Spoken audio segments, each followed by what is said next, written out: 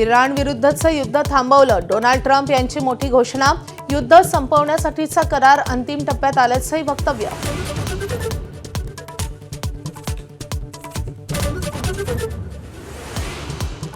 प्रशांत महासागरात El Nino सक्रिय झाल्याची क्लायमेट प्रेडिक्शन सेंटरची घोषणा. यंदा 1950 नंतरचा सर्वाधिक तीव्र एल निनो राहण्याचा अंदाज. आमदार रोहित पवारांचं आज पंढरपुरात अन्य त्याग आंदोलन. शेतकऱ्यांना वाढीव कर्जमाफी देण्याची मागणी. तर आंदोलनाच्या जागेवरून रोहित पवार आणि प्रशासन आमने-सामने. अमरावती विधान परिषदेत काँग्रेस निवडणुकीच्या मैदानातून बाहेर पडण्याची शक्यता.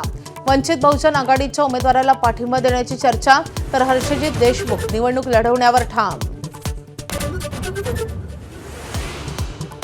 समविचारी पक्षांचं काँग्रेसमध्ये विलीनीकरण व्हावं असा प्रस्ताव याआधीही शरद पवारांना दिला होता.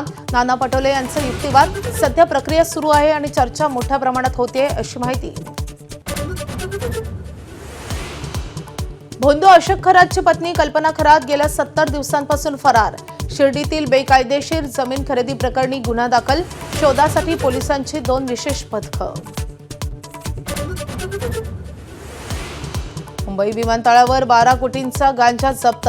सौंदर्य स्पर्धेतील उपविजेती हर्षा सनीला अटक. बँकॉकमधून ट्रॉली बॅगेतून आणला 12 पॅकेटमध्ये गांजा. अनोळखी व्यक्तीनं बॅग भारतात न्यायला सांगितल्याचा हर्षाचा दावा.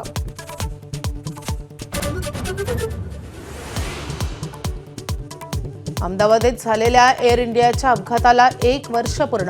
अपघात पायलटच्या चुकीमुळे की तांत्रिक बिघाड याचं वर्षभरानंतरही गूढ कायम.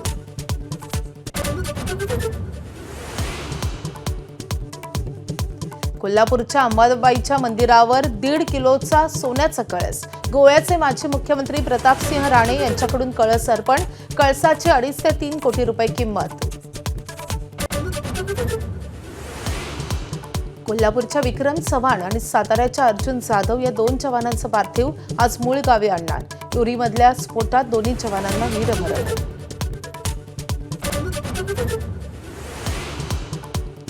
फिफा वर्ल्ड कपच्या उद्घाटनाच्या सामन्यात मेक्सिकोची घरच्या मैदानावर विजयी सुरुवात. दक्षिण आफ्रिकेवर 2-0 असा विजय. तर आज दक्षिण कोरिया आणि चेक रिपब्लिक यांच्यामध्ये सामना. इंग्लंडमध्ये आजपासून महिलांच्या T20 वर्ल्ड कपचा थरार. इंग्लंड आणि श्रीलंकेत पहिला सामना. भारताचा पहिला सामना पारंपरिक प्रतिस्पर्धी पाकिस्तानशी.